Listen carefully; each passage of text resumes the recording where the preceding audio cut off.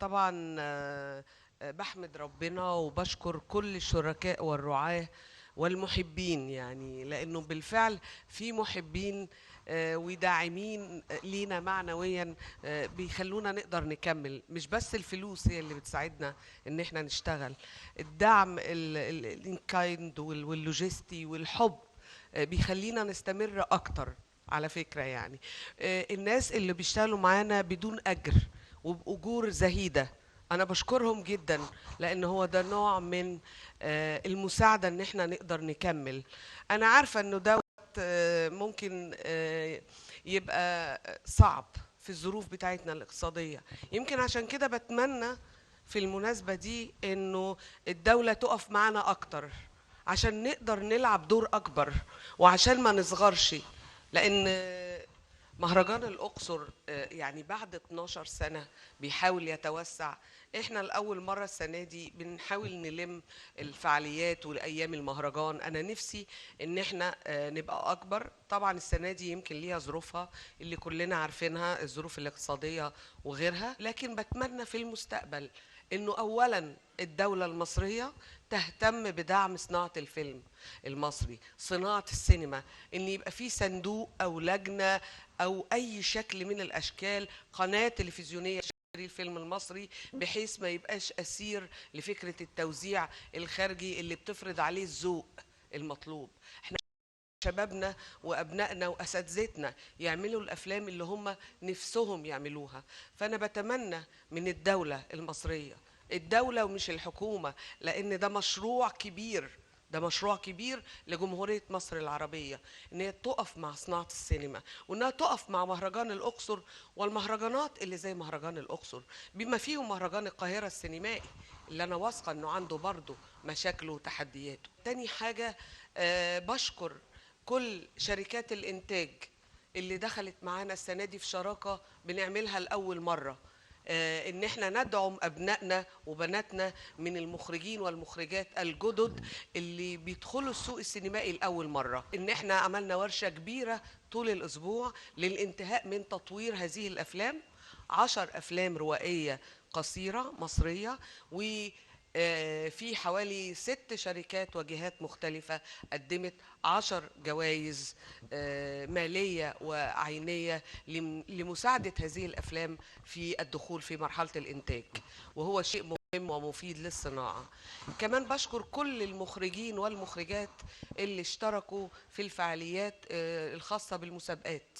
وبقول بهني، انا طبعا لسه ما اعرفش مين اللي فاز او اللي لم يوفق في الفوز، انه انا شايفه انه كلكم فائزين، انكم جيتوا مصر، سعدنا بيكم، قابلتوا اشقائكم من دول اخرى، فهي فرحه. الجائزه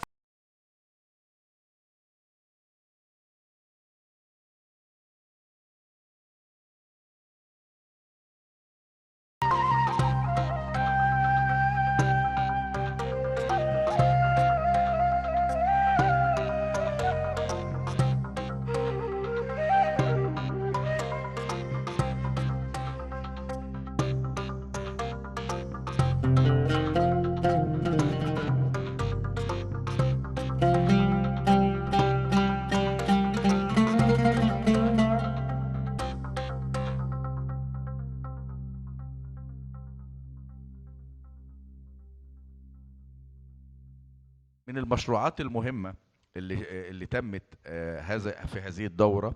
كان في ندوة عن الأرشيف، وندوة عن ترميم الأفلام، ونتج عنها بروتوكول تعاون ما بين مصر والسنغال وساحل العاج.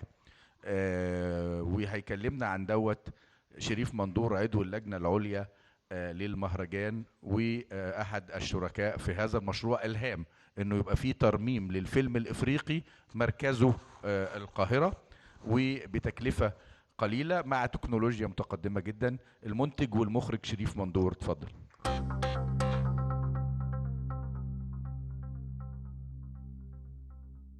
أهم حدث حصل في مهرجان الأقصر والأسيوية الأفريقية، وبنشكرهم على الندوة اللي عملوها لحفظ التراث وترميم الأفلام. ونتج عن الندوة مناقشات جانبية أسفرت عن اتفاق لعمل مركز مصري لترميم الأفلام الإفريقية وحفظ التراث السينمائي الإفريقي.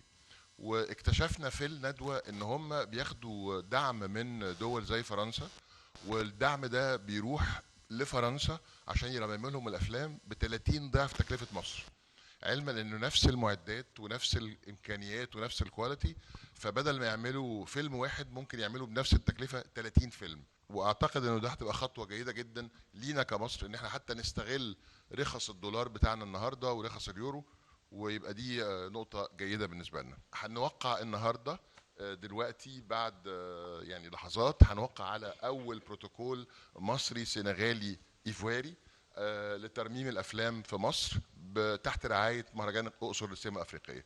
بشكر عزه الحسيني انها ساهمت لنا في ده، بشكر سيد فؤاد ان هو اتاح لنا الفرصه دي، وشغل كتير لمصر ومكانه مهمه لمصر. شكرا ليك.